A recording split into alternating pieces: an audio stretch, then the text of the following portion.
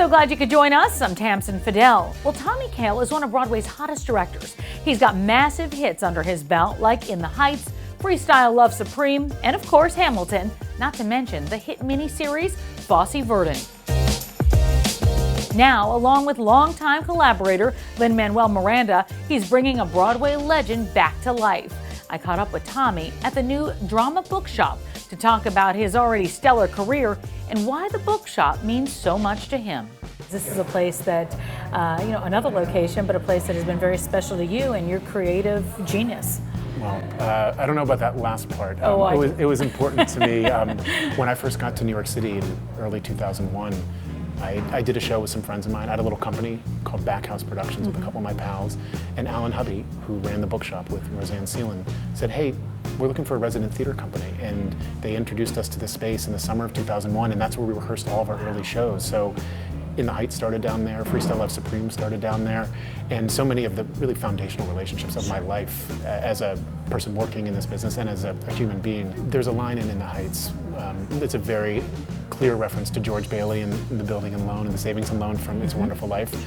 And this is the closest we had. Like, if the bookshop was not going to be there, it was unfathomable for us to think about a world where it didn't exist, because this place was founded in 1917. There were thousands, tens of thousands of people that it had a significance to it, and our story was just one of those stories. But the fact that we are part of a larger group to now reinstate this institution for so many people that cared about it and are going to learn about it, feels like this moment is meeting us at just the right time. Do you ever wonder who is going to be, maybe in the basement or be here creating? Who's the next you that uses your shop to do what you all have done? Do you ever wonder or think about that? I do. I think about that all the time, because I think that she's walking around right now, or he's out there, and if this place can be the kind of haven that it was for me. When you work in the theater, everything's so transitory. Shows open and shows close. So you're sort of always on the move. You don't have a place to just be. And I think that one of the opportunities that we have at this shop is it gives you a place to participate physically, not just go there, grab a thing and leave, but to be around the energy of it. And I found it so inspiring to be around the great works of our, of our time and what came before, and be reminded of how we are standing on those shoulders. So we cannot stop. This is our block in the Heights. Let's go ahead and talk about In the Heights, because we're right here. I was looking at the Hulu doc before we sat down, and there, is the one part where you and Lynn, come upon the theater, and you're just looking at it like, oh, this is kind of really happening. When you go back to that moment and look at where you are today, what do you think? Well, it feels the same way as I did walking into the store today. There's some stuff, and there was a documentary about freestyle that you mentioned, and Lynn and I are in the basement theater of the Drama Bookshop in that documentary. Like, we're sitting down there, like these two kids who, with their friends, made this thing. And then it went out into the world, just a few blocks away to the Richard Rodgers. And so to be back in that area, and again, theater is about creating feeling. Theater is about emotion and emotionality. When we save our playbills, we're not saving our playbills because it's a memento that says this person was in the cast, or she directed it, or he directed it. We're doing it to say, I was there. And this is what happened to me when I went to that show, and this is what I felt. And I went there with my mother, and I went there with my friend, and I went there with that person that I don't talk to anymore. Whatever happened to him, all of those things are swirling around. And so I think to walk into the bookshop, where every play that is on the shelf here had some production, where countless people felt that. I think it's why we all feel so connected to that, and why I think there's a pervasive feeling in here of embrace.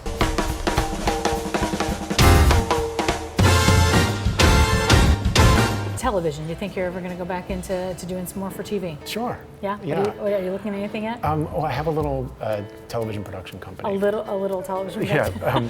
Which is actually, the name of my company is the address of the house George Bailey buys in It's a Wonderful Life, which is 320 Sycamore. So yes, I have some things that I'm cooking right now that are sort of, they're on the gas range being stirred, nothing ready to yet be served. But what I try to do as best I can is bring a lot of my storytelling friends from the theater. I've got a bunch of stuff that is directly related to the theater, either stories about the theater or people that who are up on these shelves here, who have other stories to tell in different mediums. But it's funny, because I ended up doing one of those live musicals, and then I made this television show about Fosse and VERDON. And people say, oh, like, so no more theater for you? I said, I just made a live musical and a show about making musicals. Like, I'm not going anywhere. I mean, where am I going? I can't leave. And as I was totally captivated by the bookworm statue, guess who happened to walk into the store? Our friend, David Corrins. He's the man who designed the Broadway sets for Hamilton and Dear Evan Hansen, as well as the immersive Van Gogh experience. That's going on display around the country this year. Turns out, he also designed the bookworm and the rest of the new drama bookshop. All custom made specifically for this venue and for this purpose, bookcases and casework, all of it. Obviously, this is our coffee bar. I had a cup this morning. I had like the first cup this morning. I was like, it's good coffee. I can vouch for it. What's happening overhead, obviously breaking through this wall, is our, bookworm. And in my very first meeting with Tommy and Jeffrey, I said to them, I feel like you guys are doing this incredible thing. You are kind of single-handedly saving this institution. And it's one thing to make a shop, right? And make it feel warm and welcoming and a place that embraces community. Yes, they're gonna do that. But we should also, because we're theater makers, find a way to kind of eventize it. And so I said, I don't know what this means, but it would be cool to have some form of like architecture made with books.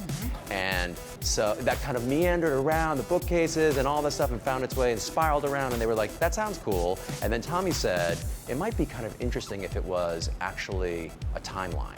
And so it's actually a timeline of theater history, starting with the Greeks. Oh, wow. All the way down. Wow. It travels over 2,400 years of theater history and lands down there around 2020, where we ended construction. Right.